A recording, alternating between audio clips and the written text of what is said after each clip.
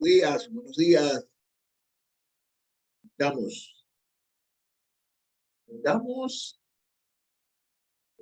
estamos en vivo, ya estamos en vivo, ya estamos en vivo y a todo color. ¿Vivo?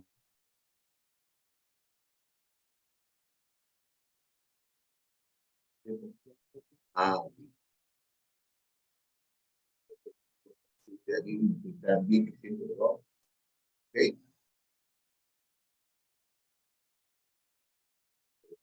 Ok. Buenos días. Está bien de que estamos estudiando el Sermón del Monte, eh, es del capítulo 5, el libro de Mateo, capítulo 5, hasta el capítulo 6. Voy a explicar aquí, de hacerlo, ¿no? Aquí, todo está bien, y pero de que vamos a aprender la música estudiar.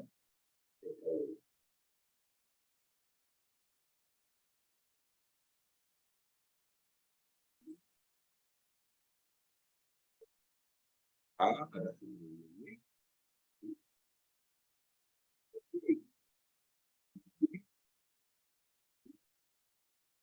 dale el ajuste final.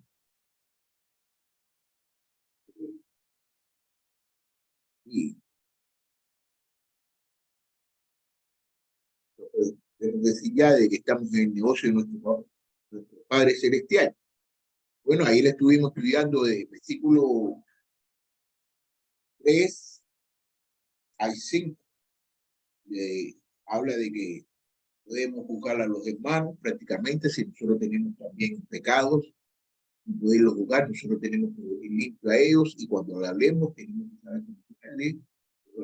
A veces lo que hacemos es, en vez de aliviar la situación, la empeoramos. Entonces tenemos que tener cuidado cuando nosotros vamos a hablarle a los hermanos cuando ellos están cometiendo una falta, porque también nosotros podemos caer en ella.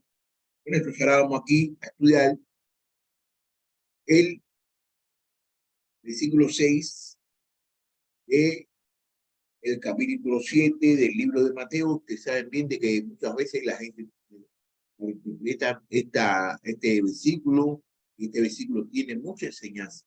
Y que vamos a ver lo que dice todo. Dice así: no den a los santos, no den a los santos, no den los santos, no den los santos a los perros. Echen sus pelas delante de los santos, no sea que la huellen con sus patas y volviéndose lo despedacen a ustedes. Vamos a ver qué cosa más linda aquí está diciendo nuestro Salvador y hermano, todo lo grande que todo puede tener todo lo cristiano, Jesús. El versículo 6 se relaciona de diferentes maneras con el párrafo anterior y con el punto del Sermón del Monte, pero siempre por la vía de contraste. No juzgar o juzgar, como ya hemos señalado. Este versículo constituye un ejemplo de cómo debemos utilizar nuestras facultades de discernimiento y discriminación en cuanto a las personas. Y esto en contraste con la prohibición de enjuiciamiento de los versículos anteriores. No tenemos autoridad, no tenemos autoridad para juzgar a nadie en el sentido de condenarlo o de calificarlo, pero sí debemos juzgar a todos para saber cómo tratarlo, para determinar cuestiones del ministerio cristiano. Claramente hay algún lugar en la vida cristiana para evaluar la condición espiritual de otro. Aquí, pues Cristo pasa del extremo de ir por la vida con espíritu condenatorio al de cegarnos ante la verdad de Dios. Un extremo peca de malicia, el otro de ingenuidad. En páginas anteriores del sermón, Jesús ha enseñado a los discípulos que deben amar a sus enemigos. Lo podemos ver en capítulo 5, versículo 44. y volver la mejilla a sus perseguidores. Capítulo 5, versículo 39. A esto ha añadido en el 7.1 que deben renunciar a la mentalidad crítica y enjuiciadora hacia los demás. Tales enseñanzas, sin la manifestación de este versículo, podrían conducir a necias actitudes de permisividad e ingenuidad, por lo cuales el discípulo podría acabar acumulando su propia personalidad o negando la distinción entre la verdad y el error, o entre el bien y el mal. Incluso podría caer en una especie de masoquismo espiritual y buscar la posición, el maltrato como cosas deseables. Es decir, en nuestro afán de no jugar a nadie, podríamos acabar diciendo que todo el mundo es bueno y que todo lo que hace está bien hecho. Es necesario, pues, que el Señor salga al encuentro de tal distorsión y malentendidos, ministral o no ministral. Acabamos de ver en el versículo 5 que si nuestra motivación son puras y nuestra actitud es correcta, la aceptación fraternal puede ser no ser solo legítima, sino también necesaria. Debemos ayudarnos mutuamente en nuestro crecimiento de santidad, pero el 6 pone cierto coto a nuestra intervención en la vida de otros. Mientras el 5 nos anima a interesarnos por la vida ajena, el 6 nos advierte que tales intervenciones no convienen cuanto a las personas como con quienes hablamos de materias religiosas. No todo el mundo recibirá nuestra exhortación con agrado. Algunos, lejos de agradecer nuestro interés, se vuelven contra nosotros y necesitamos estar prevenidos. Hermanos, hoy, pero aquí de la cuestión reside en saber distinguir entre dos grupos de personas. El primero se compone de hermanos y de ellos ha estado hablando Jesús en los versículos 3 a 5. El segundo se compone de personas impias cuya actitud hacia los bienes espirituales es de desprecio. El Señor la llama perro o cerdo, versículo 6. En el caso de los hermanos, es correcto intervenir para asistirle en su crecimiento moral y espiritual mediante nuestra exhortación, consolación y administración de bienes espirituales. En el caso de perros y cerdos, tal intervención sería inútil. Más bien, provocaría reacciones de antagonismo y persecución. Los dos grupos no deben ser tratados de la misma manera. Lo que importa es, por tanto, saber distinguir bien entre los hermanos auténticos y los impíos. Te lo voy a volver a repetir aquí. Más bien provocaría reacciones, antagonismo y persecución. Los dos grupos no deben ser tratados de la misma manera. Qué importante es, por tanto, saber distinguir bien entre los hermanos auténticos y los impíos. Tenemos hermanos auténticos y hermanos impíos. ¿Okay? Qué importa es, por tanto, saber distinguir bien entre los hermanos auténticos y los impíos. En resumida cuenta, pues tenemos que discernir entre situaciones en las que no corresponde a nosotros imitar el juicio. Está en el versículo 1 al 4. Y otra es en la que sería peligroso no hacerlo.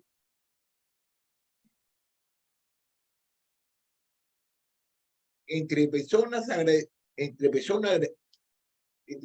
que agradecerán nuestra ayuda moral y espiritual, como en el versículo 5, y otras que rechazarán y se volverán contra vosotros, el versículo 6.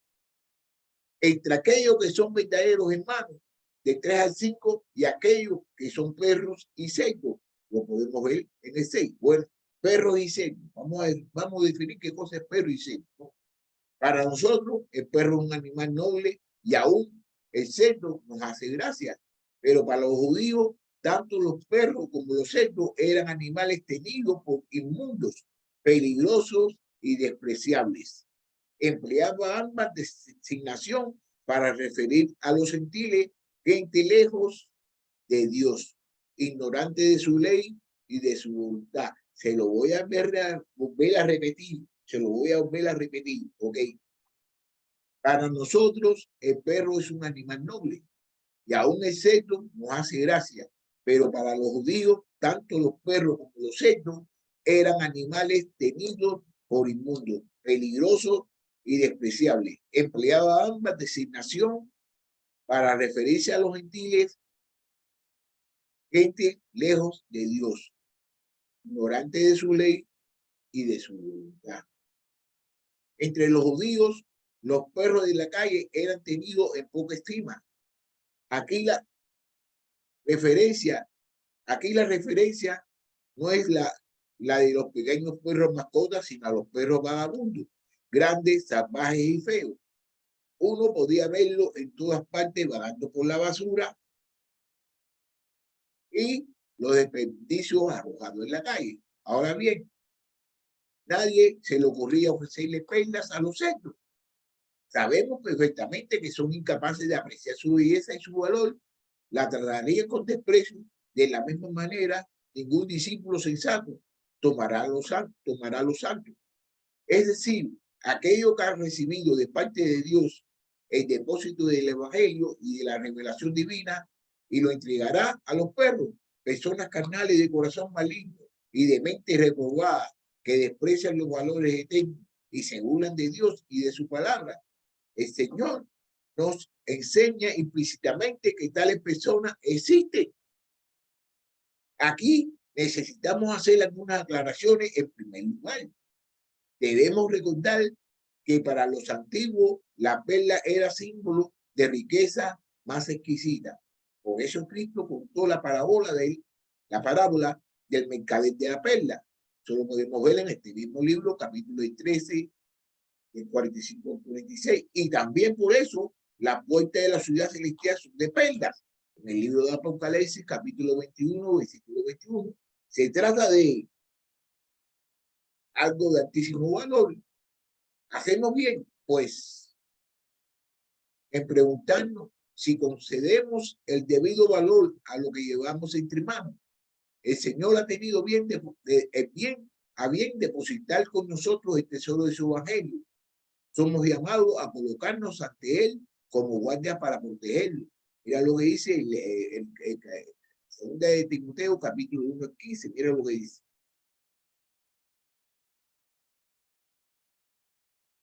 Guarda mediante el Espíritu Santo que habita en nosotros el tesoro que fe ha sido encomendado. El tesoro que te ha sido encomendado. El tesoro que te ha sido encomendado. ¿Ok?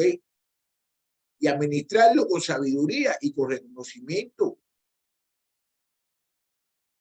Lo valioso que es. De la misma manera que nadie malgasta sus riquezas materiales tirándolas delante de los cerdos, no debemos emplear mal las riquezas espirituales ofreciéndole a personas que no saben recibirlas. En segundo lugar, conviene observar que Cristo emplea una metáfora, verlas, sin explicarnos su significado exacto, juntamente con una frase, los santos, deliberadamente indefinida y extensa en sus connotaciones. El carácter genérico de tanto las metáforas como de la frase sugiere que el principio de Cristo enuncia supuesta a diferentes aplicaciones y ramificaciones, aunque se suele suponer que se refiere principalmente a las proclamaciones del Evangelio. Debemos recordar que hace intensivo la administración de cualquiera de los bienes espirituales en el contexto del versículo 5. Podría bien referirse principalmente a la exhortación fraternal. Antiguamente se creía que la referencia era a la Santa Cena, que nadie coma o beba de la cena, sino lo que han sido bautizados en el nombre del Señor, porque con respecto a esto, el mismo Señor ha dicho, no dejes a los santos a los perros. Antiguamente muchas personas decían que En tercer lugar, como ocurre con frecuencia en la enseñanza bíblica, necesitamos traer una línea fina entre los principios complementarios. Si prestamos atención solo a la enseñanza de este versículo, como si ella definiera absolutamente los límites de nuestro testimonio, dejaríamos de testificar en cuanto percibiríamos en nuestros oyentes cualquier asomo de rechazo, apatía, negligencia, duda, cinismo o incredulidad. Pero debemos recordar otro principio, es el de la paciencia, como dijera el apóstol en 2 Timoteo, dijera el apóstol Pablo en 2 Timoteo, capítulo 4, versículo 2. Es como mucha paciencia e intuición, como hemos de predicar la palabra. Esta paciencia la debemos en el caso del propio Jesús y su relación con los discípulos.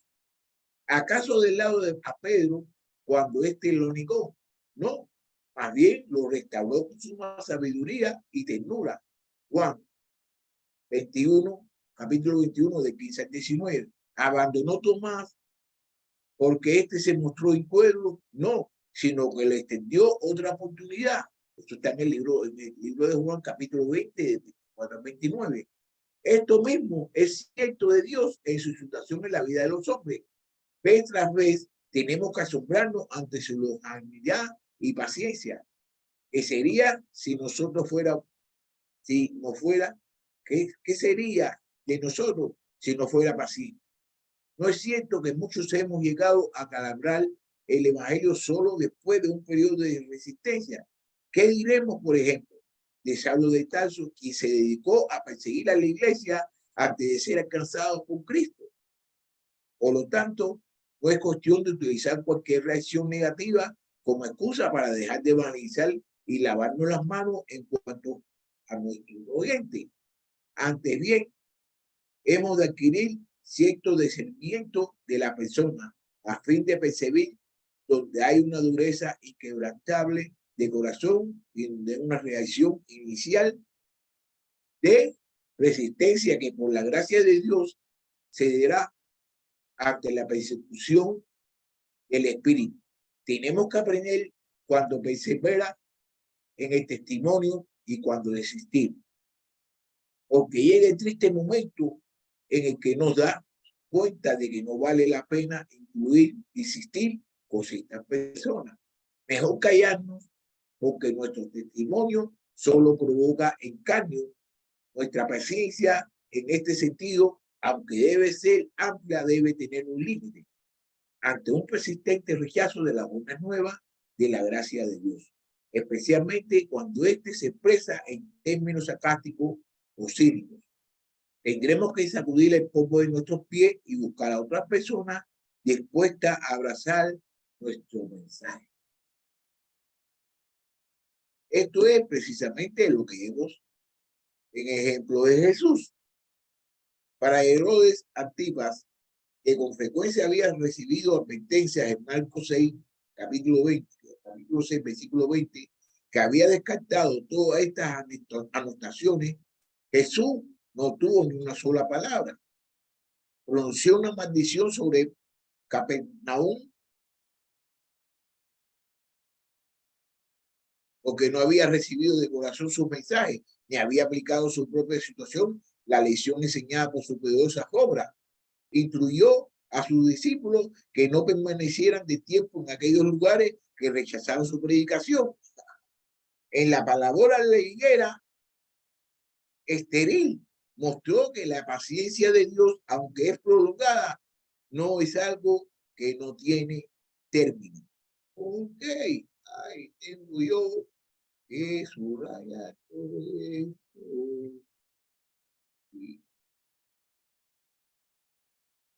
Ok. Aquí también es necesario que seamos guiados por dos principios complementarios. Un lado, es tan alta la valía de un alma, es tan alta la valía de un alma que no escatimamos esfuerzo mientras vemos tan solo una pequeña chispa de interés espiritual en nuestros oyentes. Por otro lado, no permitiremos que la revelación de Dios sea objeto de risa y contribuiremos a que personas sean objeto de escarnio. Expondremos su obra a peligro. Agotaremos la oportunidad de conducir al pecador hacia la salvación de Cristo sin permitir que nuestra existencia sea motivo de burlas o insultos que hagan violencia al honor de Dios. En cuanto percibamos que el rechazo es endémico y que nuestro oyente se ha endurecido ante nuestro tenemos que seguir el ejemplo de los apóstoles y seguir nuestro camino. Porque vamos a ver el daño causado por los espíritus. Si no entendemos a esta instrucción del Señor, correremos el riesgo de sufrir duras consecuencias.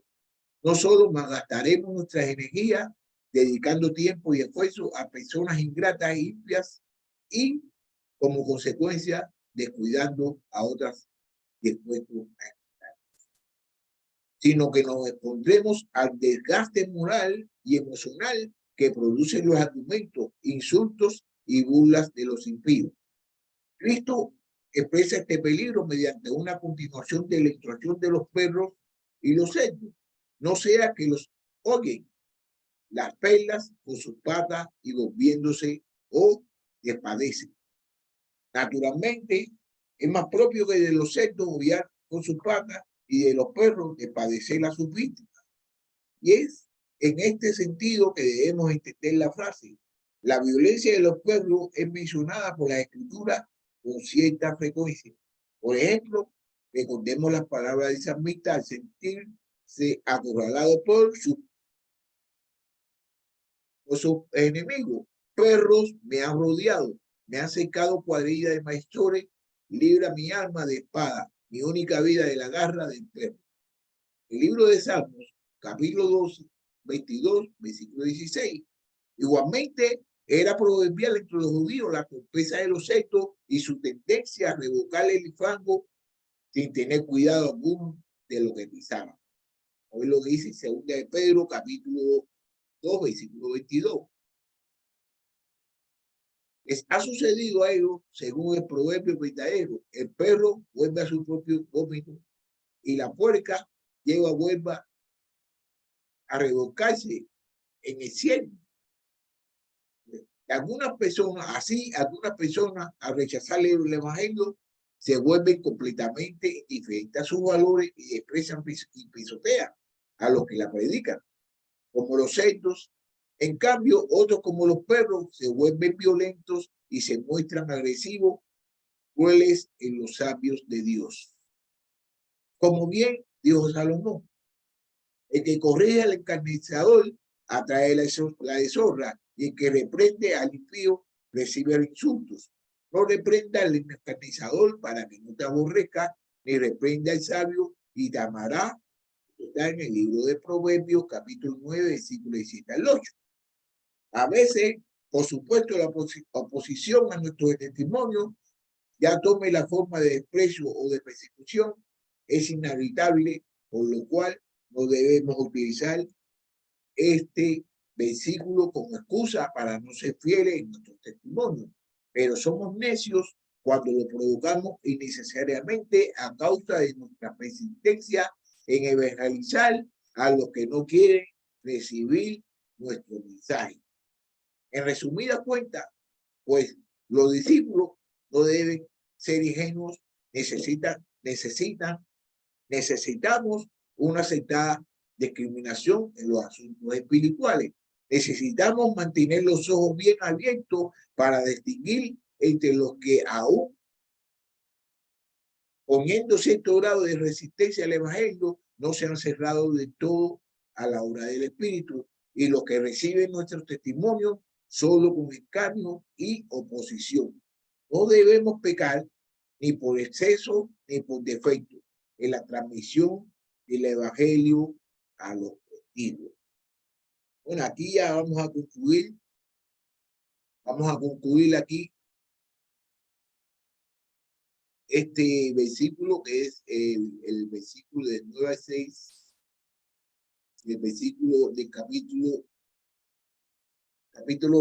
7, vamos a finalizar aquí en el 6. Ya mañana es domingo. Es domingo. Entonces, el lunes vamos a estudiar el versículo 7 y el versículo 8. Quisiera de que podamos poner en práctica lo que hemos aprendido hoy, porque es muy importante para todos nosotros poder continuar con el Evangelio de Dios. O sea, vamos a terminar hoy y le doy muchas gracias a todas las personas que me han escuchado y le digo que tengan un bendecido día. Hasta luego. Bye bye. Hasta luego.